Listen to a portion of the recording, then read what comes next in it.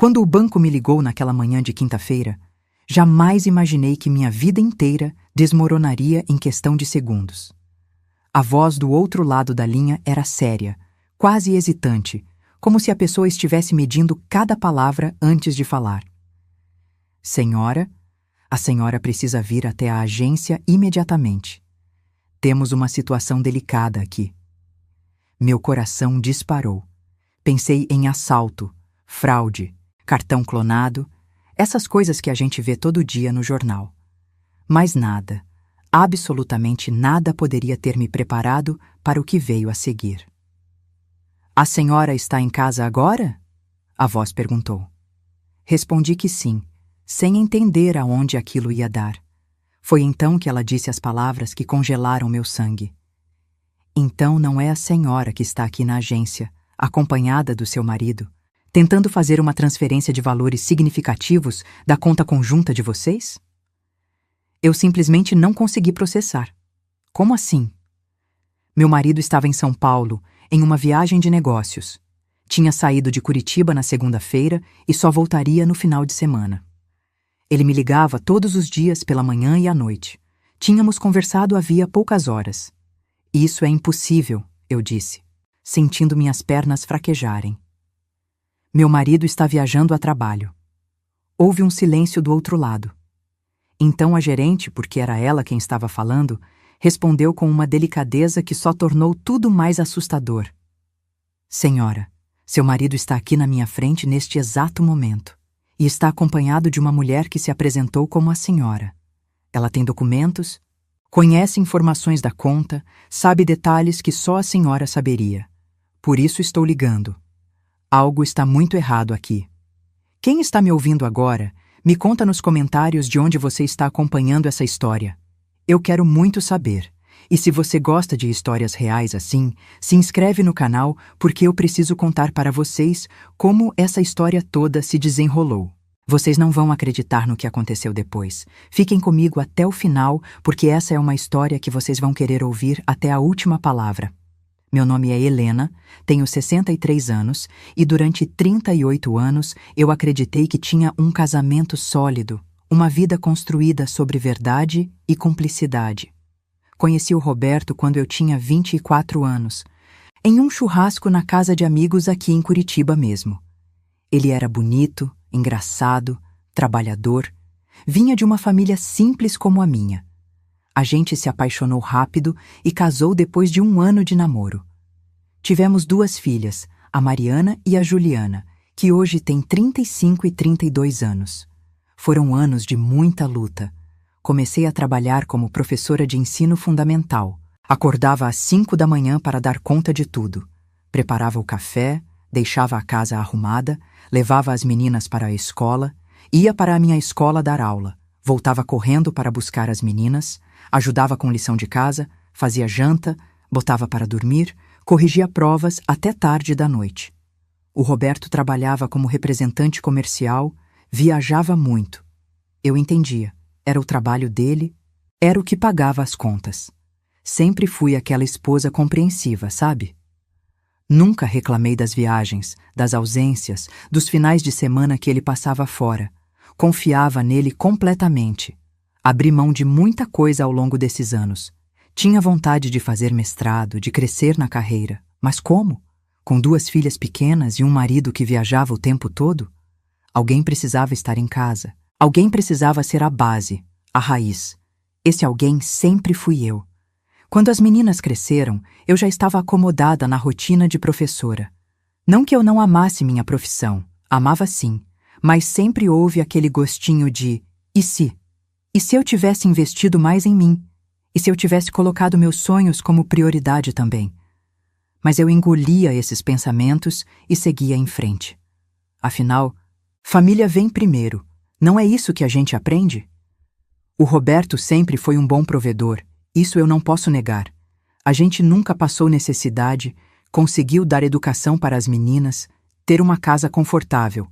Mas eu também trabalhava, também colocava meu salário dentro de casa. Só que de alguma forma, o trabalho dele sempre pareceu valer mais. As viagens dele eram importantes. Os compromissos dele eram urgentes. O cansaço dele era respeitado. Eu aprendi a não reclamar do meu próprio cansaço. Aprendi a sorrir e dizer que estava tudo bem quando estava exausta. Aprendi a ser forte porque alguém precisava ser. Quando as meninas saíram de casa para a faculdade e depois para casar, achei que finalmente teríamos tempo para nós. Tempo para viajar juntos, para nos reconectar, para aproveitar a vida que construímos. Mas as viagens do Roberto só aumentaram. É a fase final da carreira, Helena, ele dizia. Mais uns anos e a gente se aposenta tranquilo. Aí sim vamos aproveitar. Eu acreditava.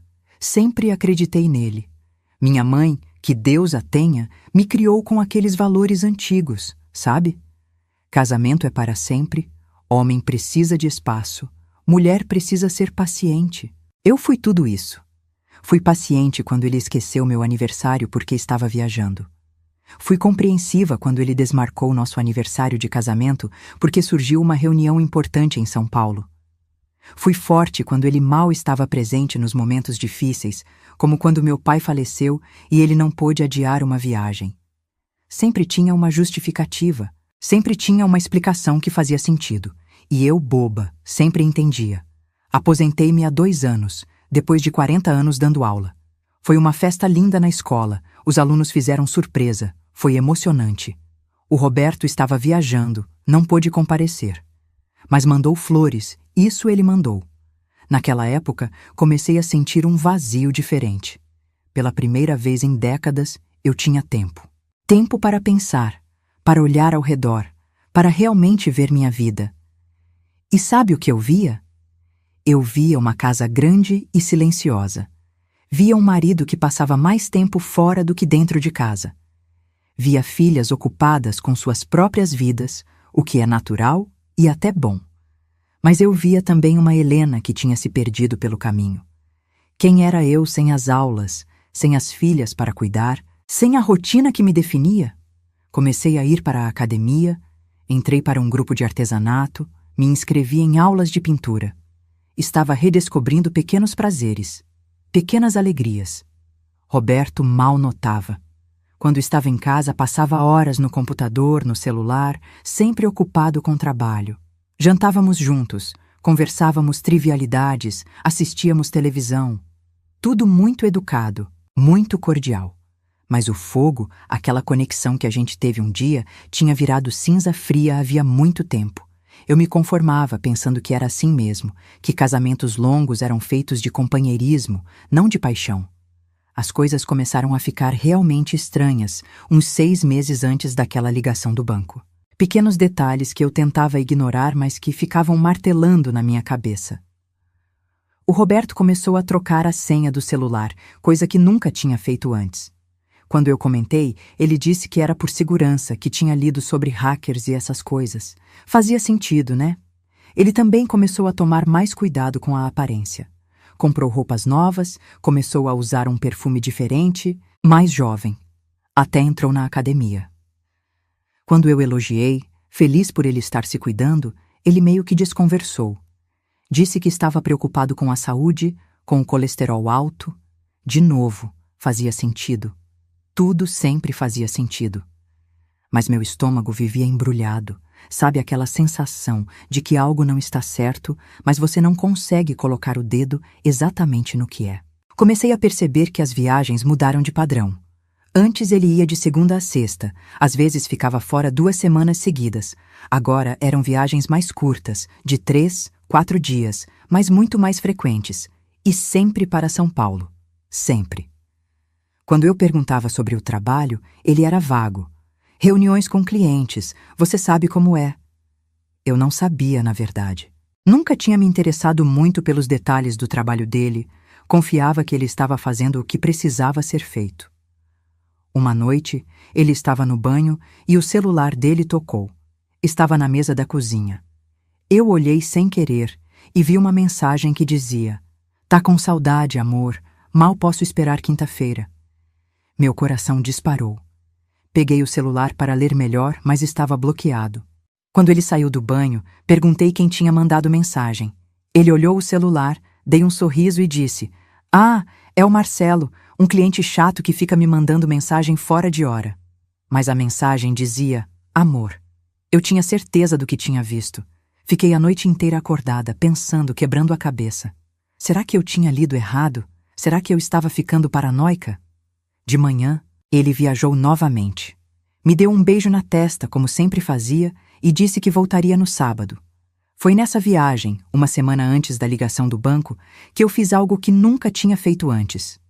Liguei para o hotel onde ele disse que estava hospedado em São Paulo, o mesmo de sempre, um hotel que ele usava havia anos. Disse que era a esposa do Roberto Andrade e que precisava passar um recado urgente. A recepcionista foi super gentil, disse que ia transferir para o quarto. Meu coração estava batendo tão forte que eu achei que ia sair pela boca. O telefone tocou, tocou, tocou. Ninguém atendeu. A recepcionista voltou à linha e perguntou se eu queria deixar recado. Eu disse que não, que tentaria o celular mesmo. Desliguei e fiquei ali, sentada na sala, olhando para o nada. Talvez ele estivesse em reunião, talvez estivesse no trânsito, talvez. Tentei o celular dele, chamou normal e ele atendeu. Oi, amor, tudo bem? Tô em reunião, depois te ligo? E desligou. Rápido assim. Eu quase liguei de volta no hotel para conferir se ele realmente estava hospedado lá, mas tive medo. Medo do quê? Eu não saberia dizer. Medo de confirmar o que eu estava começando a suspeitar. Naquela semana, mal dormi. Fiquei olhando fotos antigas, fotos de quando a gente era jovem, quando as meninas eram pequenas, quando a gente parecia feliz. Será que era feliz mesmo ou eu só acreditava que era? Será que sempre houve sinais e eu escolhi não ver? Na sexta à noite, ele ligou dizendo que precisaria ficar até domingo porque tinha surgido uma oportunidade de negócio que não podia perder. Eu disse que tudo bem, como sempre dizia, mas não estava bem. Liguei para a Mariana, minha filha mais velha, só para conversar, para ouvir uma voz amiga. Contei que estava me sentindo sozinha, que o pai viajava demais. Ela, do jeito prático dela, disse: Mãe, aproveita para fazer suas coisas. Vai no cinema, chama as amigas, se diverte. Você passou a vida cuidando da gente, agora é hora de cuidar de você. Ela não estava errada, mas não era disso que eu precisava naquele momento. Eu precisava que alguém me dissesse que eu não estava louca, que era normal sentir o que eu estava sentindo. Mas como explicar uma angústia que eu mesma não entendia direito? No domingo, o Roberto chegou de viagem mais animado do que o normal. Trouxe bombons para mim, aqueles que eu gosto, da loja do aeroporto. Me abraçou, disse que tinha sentido minha falta. Fizemos amor naquela noite, coisa que não acontecia havia meses. E sabe o que é pior? Por um momento, eu acreditei que estava tudo bem, que eu tinha imaginado coisas, que eu estava sendo boba, que o casamento estava voltando aos trilhos, como eu fui ingênua. Na segunda-feira, ele saiu para mais uma viagem. 3 dias em São Paulo, voltaria na quinta à noite. Me beijou na porta, disse: Te amo, até quinta. E eu respondi: Também te amo, boa viagem. Rotina. Tudo tão normal, tão comum. Na terça-feira, acordei com uma sensação estranha, um aperto no peito. Tentei me distrair. Fui para a academia, fui ao mercado, limpei a casa inteira, mesmo sem precisar. Mas aquela sensação não passava.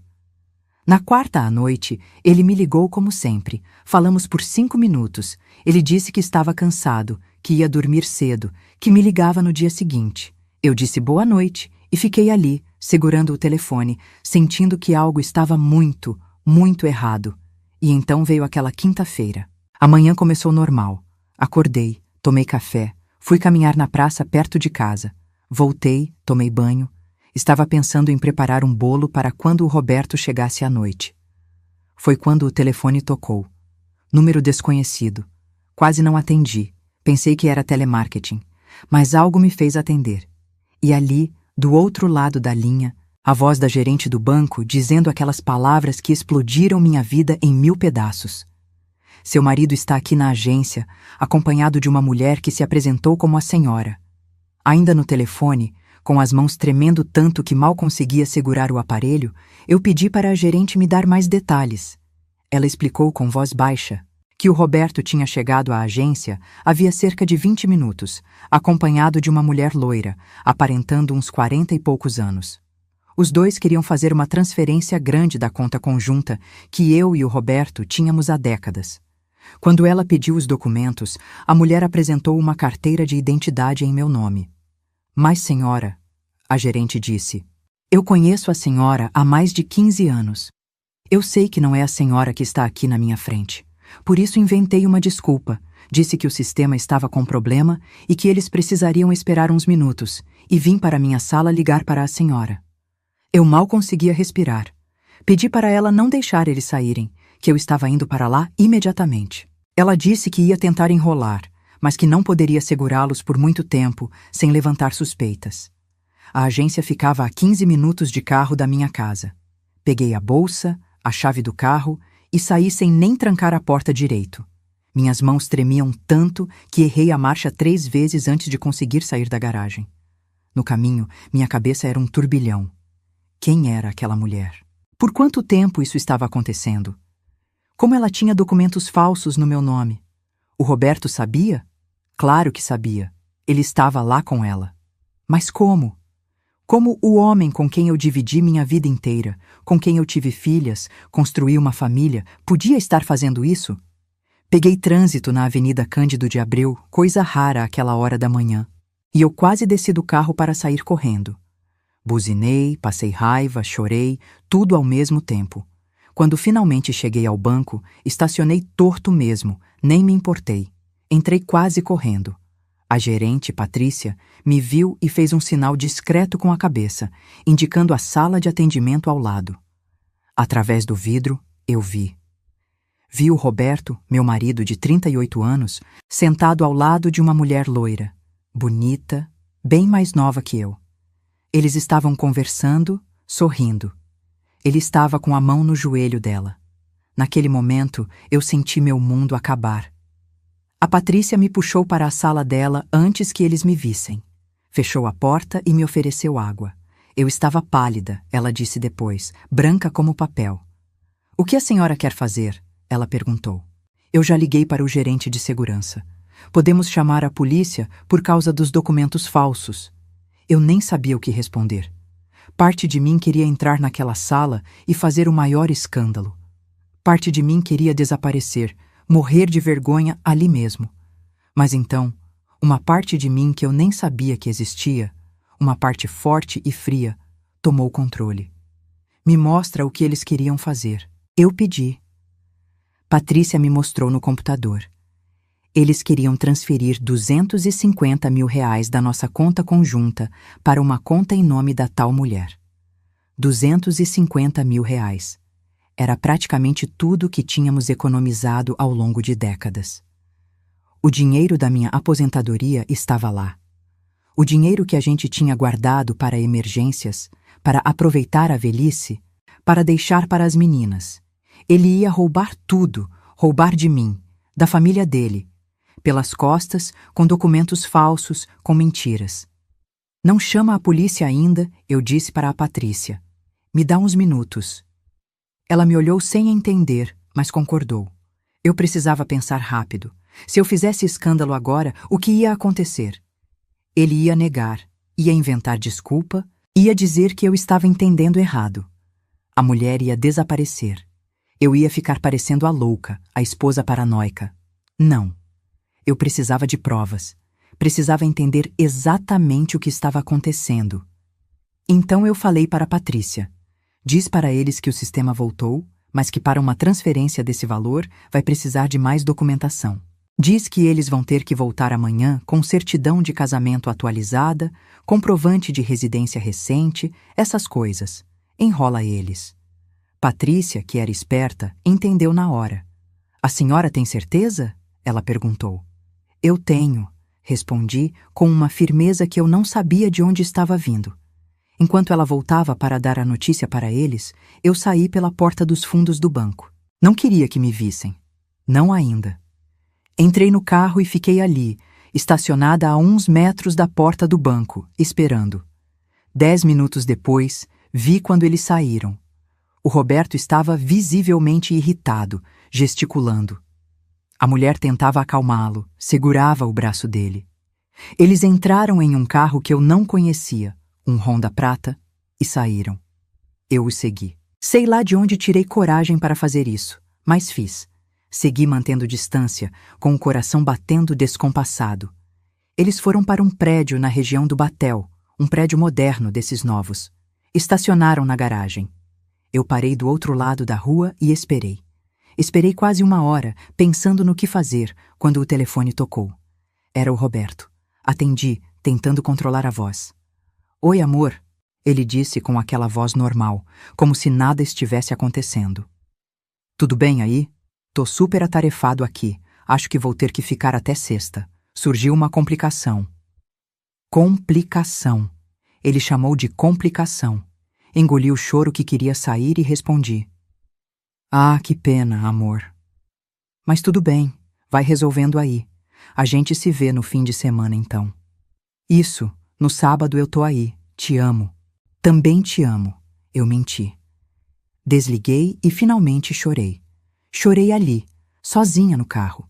Toda a dor, toda a traição, toda a humilhação. Mas as lágrimas secaram rápido, porque junto com a dor veio uma raiva fria, calculista. Ele achava que eu era boba, achava que podia me enganar, roubar de mim, jogar fora 38 anos como se fossem nada. Anotei o endereço do prédio, tirei foto da placa do carro. Fui para casa e lá, sentada na mesa da cozinha, comecei a juntar peças de um quebra-cabeça que eu tinha me recusado a ver. Lembrei das viagens cada vez mais frequentes, do celular com senha nova, das roupas novas, do perfume diferente. Lembrei da mensagem que vi naquele dia.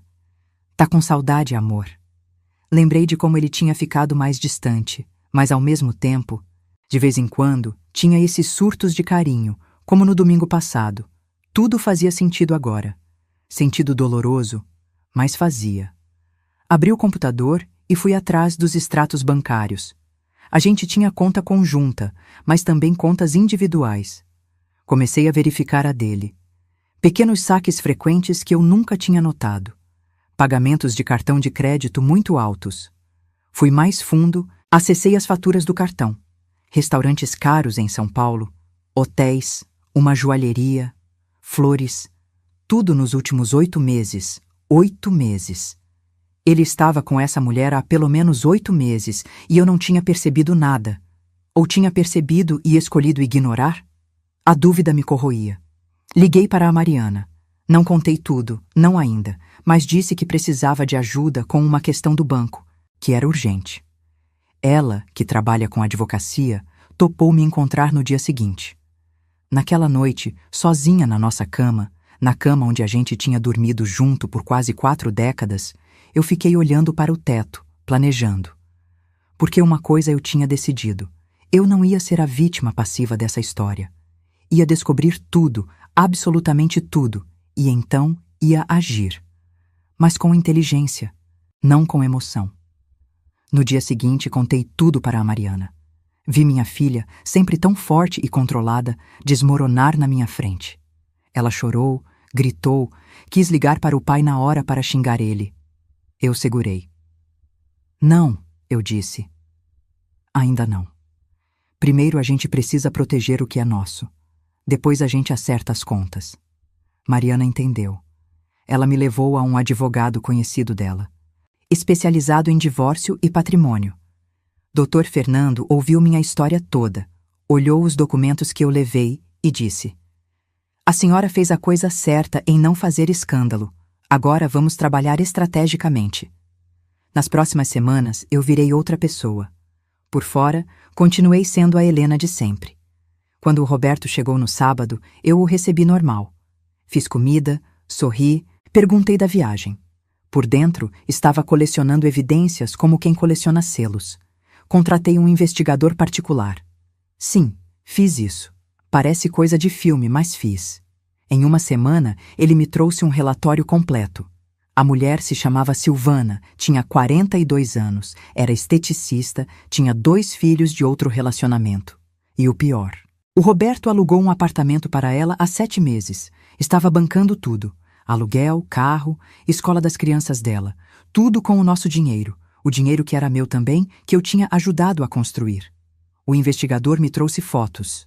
Fotos deles entrando e saindo do apartamento, fotos deles de mãos dadas no shopping, fotos deles em restaurante brindando. Em uma delas, dava para ver uma aliança na mão dela. Meu estômago revirou.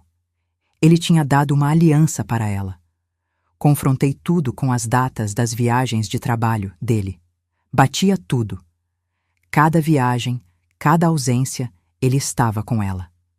O advogado me orientou a fazer algumas coisas fundamentais. Primeiro, juntar toda a evidência possível. Feito. Segundo, proteger meu patrimônio. Fomos ao banco, expliquei a situação e bloqueamos qualquer movimentação grande na conta conjunta sem autorização de ambos presencialmente. Também descobri algo que eu não sabia. Meu pai, quando faleceu há 5 anos, tinha deixado um seguro de vida em meu nome que eu nunca tinha mexido. Era um valor significativo, que estava rendendo em uma aplicação. R$200 mil. O Roberto não sabia disso porque tinha chegado depois do inventário já fechado, e como estava no meu nome de solteira, ele nunca viu nos extratos. Transferi esse dinheiro para uma conta nova, só minha, em outro banco. Terceiro, documentar tudo. Comecei a anotar cada viagem dele, cada ligação estranha, cada comportamento suspeito. Quarto, garantir que a casa e os outros bens ficassem protegidos. A casa onde a gente morava estava no nome dos dois, mas descobri que eu poderia entrar com medidas legais para garantir minha parte. E o mais importante, comecei a me preparar emocionalmente para o confronto que eu sabia que viria. Durante esse tempo todo, eu atuei. Atuei como nunca tinha atuado na vida. Quando ele estava em casa, eu era a esposa perfeita, carinhosa, atenciosa, interessada. Fazia as comidas que ele gostava, perguntava do trabalho, ria das piadas sem graça dele. E sabe por quê? Porque enquanto ele achava que estava me enganando, eu estava 3 passos à frente, protegendo minha vida, meu futuro, minha dignidade. A cada dia que passava, eu sentia crescer dentro de mim uma força que eu não sabia que tinha. 63 anos de idade e estava descobrindo que era mais forte do que jamais imaginei. Conversei com minhas filhas, contei tudo. Foi difícil ver minhas meninas odiando o pai, questionando cada memória da infância. Mas elas ficaram do meu lado, como eu sabia que ficariam. A Juliana, a mais nova, queria confrontar o pai imediatamente. Mas eu pedi paciência. Tem que ser no momento certo, eu disse. E eu quero que seja em nossos termos, não nos dele. Enquanto isso, o Roberto continuava sua vida dupla, achando que estava tudo sob controle. As viagens continuavam. Agora eu sabia exatamente onde ele estava e com quem. O investigador me mandava relatórios semanais. Descobri até que ele tinha apresentado a Silvana como esposa dele para os amigos de São Paulo. Contava que era divorciado, que os filhos eram adultos e independentes. Apagou nossa família inteira da narrativa dele, como se a gente nunca tivesse existido. Cada descoberta era uma facada, mas também era combustível. Combustível para o que eu estava planejando. Porque eu não ia só me divorciar dele. Eu ia garantir que ele pagasse por cada mentira, por cada humilhação, por cada centavo roubado. O doutor Fernando me explicou todos os meus direitos. Como a traição era comprovada e documentada, como ele tinha desviado o patrimônio conjugal, eu tinha direito a muito mais do que a simples divisão meio a meio. Preparamos toda a documentação do divórcio, toda a ação de reparação, tudo nos mínimos detalhes, só esperando o momento certo. 1 mês depois daquela ligação do banco, o Roberto chegou em casa numa sexta à noite com uma novidade. Amor, ele disse, com aquele sorriso que eu tinha amado um dia. Que tal a gente fazer uma viagem juntos? Faz tempo que não aproveitamos só nós dois. Pensei em alugar uma casa em Floripa por um fim de semana. O que acha? Eu quase ri. Quase. Porque eu sabia exatamente o que era. Consciência pesada. Ou pior, estratégia. Faz uma viagem com a esposa para disfarçar, para ela não desconfiar, enquanto continua com a amante. Adorei a ideia, eu respondi sorrindo. Vamos sim, vai ser ótimo. E enquanto ele me abraçava, achando que tinha me conquistado de novo, Eu pensava na ironia. Ele não fazia ideia da tempestade que estava prestes a cair sobre ele. Marcamos a viagem para dali a 3 semanas. Tempo suficiente para eu terminar de organizar tudo, porque eu tinha decidido, seria nessa viagem que eu confrontaria ele. Longe de casa, só nós dois, sem para onde ele correr. Durante essas 3 semanas, acelerei tudo. Dr. Fernando finalizou todos os documentos. Eu transferi tudo que era meu de valor sentimental da casa para a casa da Mariana. Fotos de família, algumas joias que eram da minha mãe, documentos importantes. Fiz cópias de tudo que poderia precisar. Mudei senhas de e-mail, de redes sociais, de tudo. Peguei a chave reserva do carro dele e fiz uma cópia. Entreguei para o investigador que conseguiu colocar um rastreador. Pode parecer extremo, mas eu precisava estar preparada para qualquer coisa. Também comecei terapia. Precisava de ajuda profissional para processar tudo aquilo, para não enlouquecer. A psicóloga me ajudou a entender que nada daquilo era culpa minha, que eu não tinha falhado como esposa, que as escolhas dele eram só dele. Foi libertador ouvir isso de alguém. 2 dias antes da viagem, eu estava na cozinha preparando o jantar quando o celular dele tocou. Ele estava no banho. A tela acendeu com uma mensagem. Amor, não aguento mais fingir. Quando você vai contar para ela? Era da Silvana. Meu sangue ferveu, mas eu mantive a calma.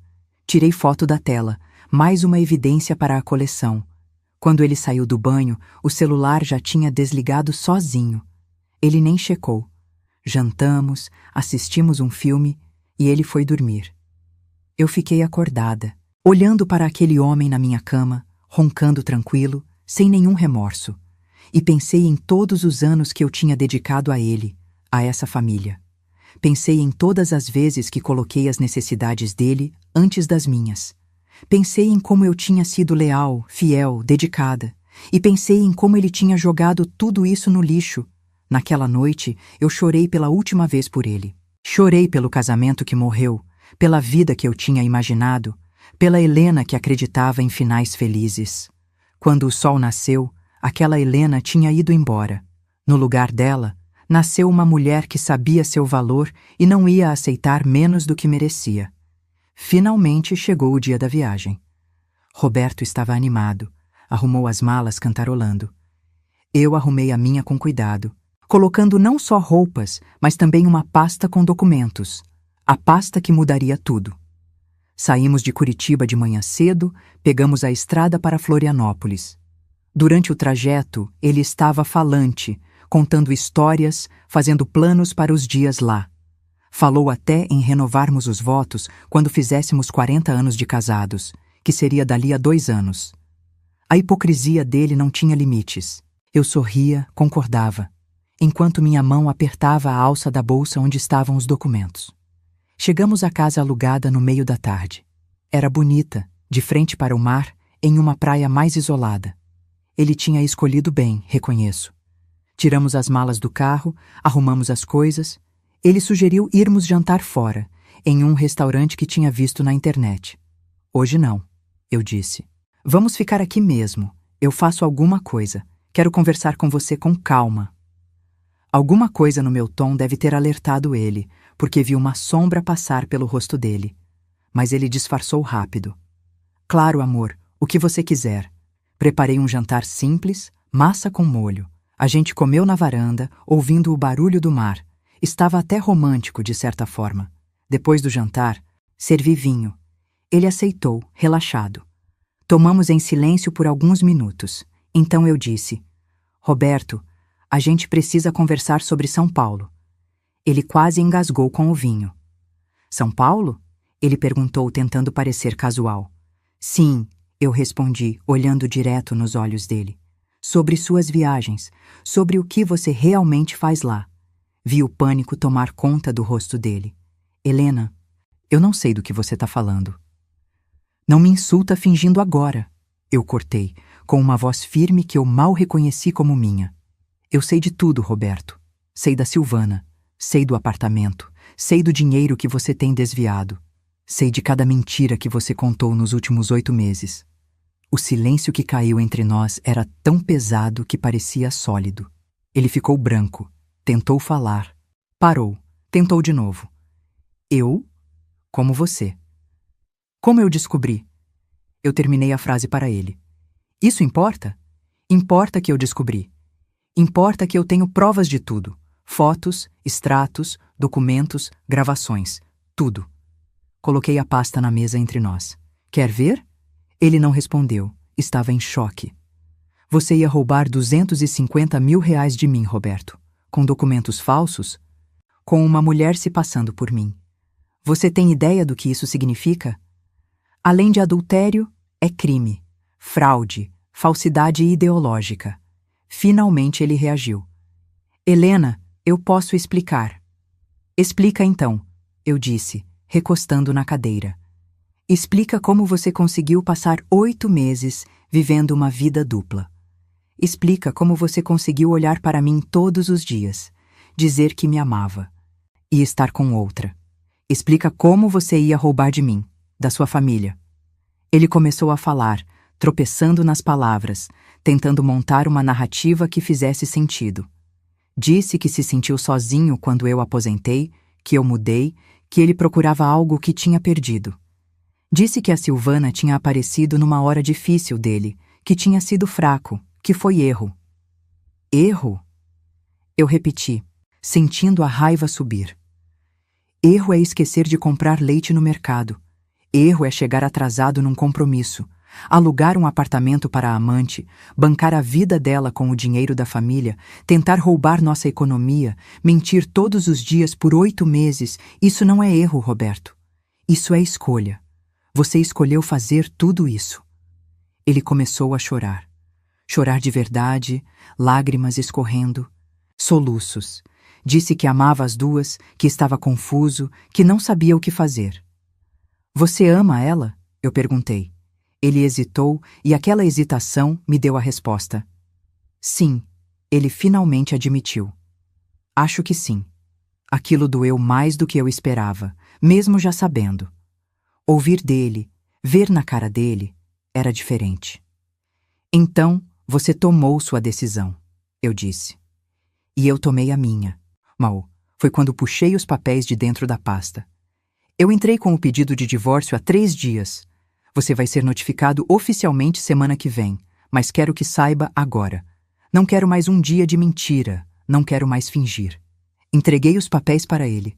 Ele olhou, pasando as páginas, cada vez mais pálido. Tem tudo aqui, eu expliquei. Todas as provas da traição, do desvio de patrimônio. Meu advogado garantiu que você vai ter que devolver cada centavo que tirou da nossa conta para bancar sua amante. E mais, por ter tentado fraude naquele dia no banco, você pode responder criminalmente. A única razão de eu não ter chamado a polícia ainda é porque não quero que minhas filhas vejam o pai delas sendo preso. Mas isso pode mudar se você dificultar o processo. Ele tentou argumentar, disse que ia perder tudo, que não tinha onde morar. Você deveria ter pensado nisso antes, eu respondi. A casa fica comigo. É o mínimo depois de eu ter dedicado minha vida inteira a cuidar dela e da nossa família. Você pode ir morar no apartamento que você alugou para a Silvana, já que parece que é lá que você quer estar mesmo. Ele implorou. Implorou perdão. Implorou uma segunda chance. Disse que terminaria com ela, que faria terapia, que mudaria. Mas era tarde. Roberto, eu passei as últimas semanas pensando se deveria te dar uma chance. Sabe o que me fez decidir? Foi perceber que eu não quero mais. Mesmo que você terminasse com ela, mesmo que fosse tudo um pesadelo e a gente pudesse apagar, eu não quero mais. Porque eu vi quem você realmente é. Vi que você é capaz de mentir olhando nos meus olhos. Vi que você é capaz de planejar roubar de mim. Vi que você criou uma vida inteira paralela e não perdeu o sono. E eu não posso viver com alguém assim. Eu mereço mais. Passamos a noite toda conversando, ou melhor, ele falando e eu ouvindo. Ele contou tudo, como tinha conhecido ela, como tinha começado, como foi se envolvendo. Disse que nunca quis me machucar, que pensava em contar, mas não achava o momento certo. Mentiras que ele contava para si mesmo para justificar o injustificável. De manhã, fizemos as malas em silêncio e voltamos para Curitiba. A viagem de 4 horas foi a mais longa da minha vida. Quando chegamos em casa, ele foi para o quarto de hóspedes. Ficou lá 3 dias, até achar um lugar para ficar. Levou suas roupas, seus objetos pessoais e saiu da minha vida. As meninas foram duras com ele. A Mariana nem quis falar quando ele tentou ligar. A Juliana falou, mas foi para dizer que ele tinha decepcionado ela de uma forma que ela nunca ia conseguir perdoar completamente. Ele perdeu muito mais do que uma esposa. Perdeu o respeito das filhas, a confiança da família, a reputação. O processo de divórcio levou 6 meses. 6 meses de idas e vindas, de advogados, de papelada. Mas no final, a justiça foi feita. Fiquei com a casa, com metade de tudo que a gente construiu junto, e ele teve que devolver todo o dinheiro que tinha desviado para a conta da Silvana. Teve que vender o carro dele para pagar, porque tinha gastado tudo. Descobri depois que a Silvana o deixou quando o dinheiro acabou. Engraçado como essas coisas funcionam. Ele tentou me ligar algumas vezes, mandar mensagens, pedindo desculpas, dizendo que tinha cometido o maior erro da vida dele. Eu nunca respondi. Não tinha mais nada para falar com ele. As filhas mantêm um contato mínimo, mais por educação do que por vontade. Ele está sozinho agora, morando num apartamento pequeno, trabalhando para pagar as dívidas que criou com as suas escolhas. E eu? Eu estou reconstruindo minha vida. No começo foi difícil, muito difícil. Tem noites que eu ainda acordo e espero ver ele do outro lado da cama. Tem momentos que eu vejo alguma coisa e penso, vou contar para o Roberto, antes de lembrar que ele não faz mais parte da minha vida. Tem dias que eu sinto raiva, outros que eu sinto tristeza. Mas cada vez mais, o que eu sinto é alívio. Alívio de não estar mais vivendo uma mentira. Alívio de ter descoberto a tempo de ainda poder reconstruir. Alívio de ter encontrado minha própria força. Voltei a estudar, me inscrevi num curso de História da Arte que eu sempre quis fazer. Fiz novas amizades, mulheres incríveis que passaram por situações parecidas. A gente se apoia, ri juntas, chora juntas. Viajei para Buenos Aires com a Mariana, só nós duas, e foi maravilhoso. Pintei a casa inteira de cores novas, mudei os móveis, fiz ela ficar com a minha cara, não mais com a cara de um casal que não existe mais. Minha autoestima, que tinha ido para o chão, está se reconstruindo aos poucos. Emagreci, não porque estava tentando, mas porque voltei a me cuidar. Mudei o corte de cabelo, comprei roupas novas, roupas que eu gosto, não mais pensando no que ele ia achar. Tem até um senhor simpático na academia que fica dando em cima de mim. E sabe de uma coisa? É bom saber que eu ainda sou desejável, que eu ainda tenho vida pela frente. Não sei se quero outro relacionamento agora. Talvez nunca mais queira, e está tudo bem. Estou aprendendo a estar comigo mesma, a gostar da minha própria companhia. Coisa que eu nunca fiz em 63 anos de vida. Passei da casa dos meus pais direto para a casa do meu marido. Agora, pela primeira vez, essa casa é minha, só minha. E sabe de uma coisa? Eu gosto. Gosto de decidir o que vou comer sem ter que pensar em mais ninguém. Gosto de assistir minhas novelas sem ninguém reclamando. Gosto de dormir no meio da cama. Gosto dessa liberdade que eu nunca tive. Claro que tem cicatrizes, tem desconfiança que eu sei que vai demorar para passar, talvez nunca passe. Tem a tristeza de uma vida que eu imaginei que seria de um jeito e foi de outro. Tem a decepção de perceber que você pode viver com alguém por décadas e não conhecer essa pessoa de verdade. Mas tem também a força de saber que eu sobrevivi, que eu não me deixei destruir, que quando tudo desmoronou, eu me levantei e reconstruí. Tenho orgulho de ter enfrentado tudo com dignidade, sem fazer escândalos, sem baixarias, mas também sem ser passiva, sem ser vítima.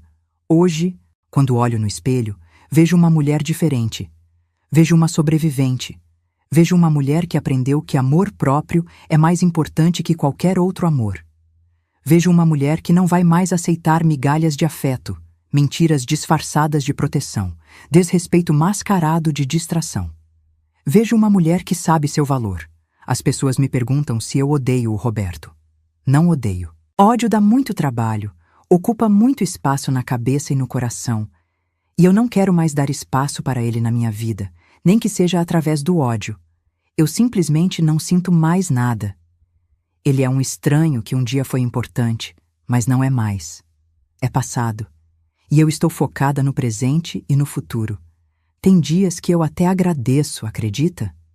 Agradeço porque se não fosse aquela ligação do banco, eu poderia ter passado o resto da vida na ignorância, sendo enganada, sendo roubada. Poderia ter sido pior. Eu poderia ter descoberto tarde demais, quando não tivesse mais forças para recomeçar. Então, de certa forma, aquela ligação me salvou. Me salvou de continuar vivendo uma mentira. Me salvou de desperdiçar mais anos da minha vida com alguém que não me merecia. Hoje, quando acordo de manhã, a primeira coisa que eu faço é agradecer. Agradecer por ter saúde, por ter minhas filhas, por ter um teto, por ter descoberto minha força. Minha vida não é perfeita, está longe disso, mas é minha, é real, é honesta. E depois de tanto tempo vivendo na mentira de outra pessoa, viver na minha verdade, mesmo que imperfeita, mesmo que às vezes dolorida, é libertador. Aprendi que nunca é tarde para recomeçar. Que 63 anos não é o fim, pode ser um começo. Que a gente pode se reinventar em qualquer idade. Que respeito próprio não tem preço. Que solidão é melhor que companhia ruim. Que a gente não precisa de outra pessoa para ser feliz, para ser completa. A gente já é completa, sozinha. Outra pessoa pode somar, mas nunca deve ser nossa única fonte de felicidade. Se tem uma coisa que eu quero que as mulheres que estão me ouvindo entendam é: não ignorem os sinais. Não fiquem se convencendo de que está tudo bem quando o instinto está gritando que não está. Não tenham medo de investigar, de questionar, de exigir respeito. E, principalmente, não tenham medo de recomeçar. Sim, vai doer. Sim, vai ser difícil. Sim, vão ter momentos que você vai querer desistir. Mas do outro lado dessa dor, tem liberdade, tem paz, tem uma versão sua que você nem sabia que existia. Uma versão forte, corajosa, resiliente. Vale a pena chegar até ela. Minha história podia ter acabado comigo destruída, acabada, me achando culpada, me perguntando o que eu fiz de errado. Mas não acabou assim. Acabou comigo de pé, de cabeça erguida, sabendo que eu fiz tudo o que podia, que eu fui leal até o fim, que eu não tenho do que me envergonhar.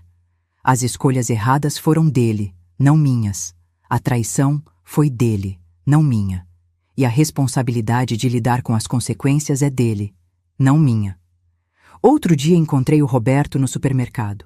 Foi constrangedor, mas eu cumprimentei educadamente e segui meu caminho. Ouvi dizer que ele está tentando reatar com a Silvana, mas ela não quer mais.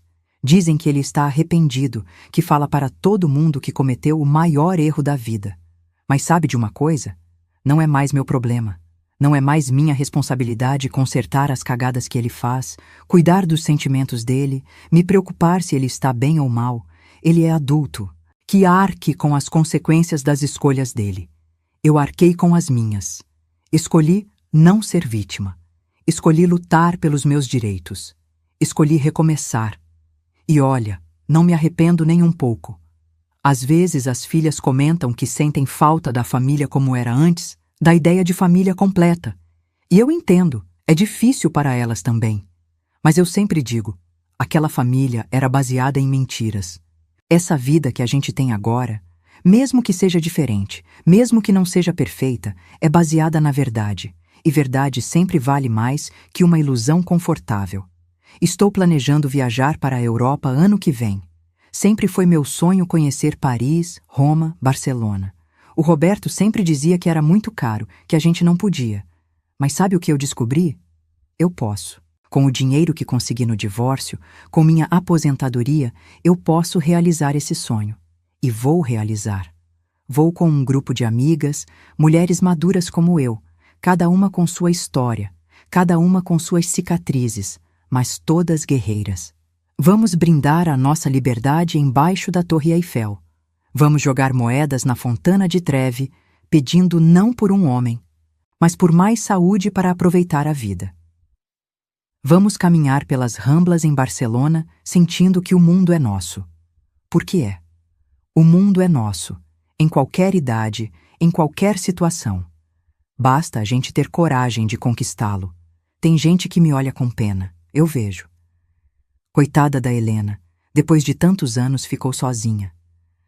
Mas eu não sou coitada, eu sou forte, eu sou livre, eu sou dona do meu destino. E se esse destino incluir alguém no futuro, que seja alguém que me mereça, que me respeite, que me valorize, se não incluir ninguém, também está ótimo. Porque eu aprendi que estar sozinha não é a pior coisa que pode acontecer com alguém. A pior coisa é estar acompanhada e se sentir sozinha. É estar num relacionamento e não ser valorizada. É dedicar sua vida a alguém que não faz o mesmo por você.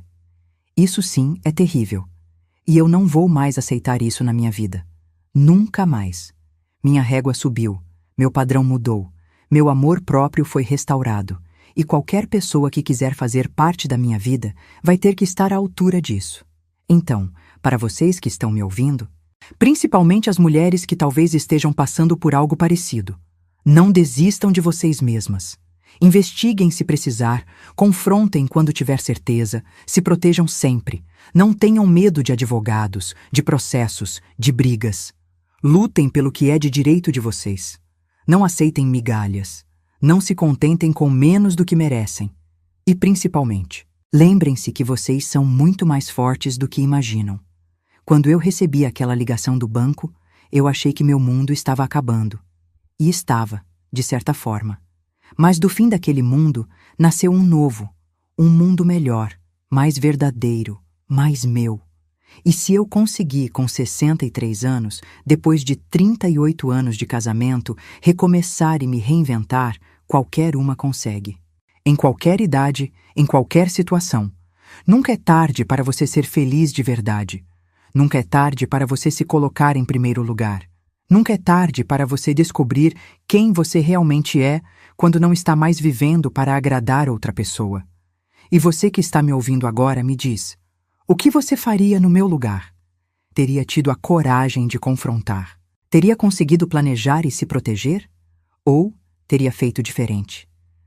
Comenta aqui embaixo, eu quero saber. Quero ouvir suas histórias também. Porque todas nós temos histórias, todas nós temos batalhas, todas nós temos cicatrizes. E compartilhar essas histórias é o que nos torna mais fortes, é o que cria essa rede de apoio que toda mulher precisa. Nós não estamos sozinhas. Pode parecer que sim às vezes, mas não estamos. Tem sempre outra mulher que passou por algo parecido, que entende, que pode estender a mão.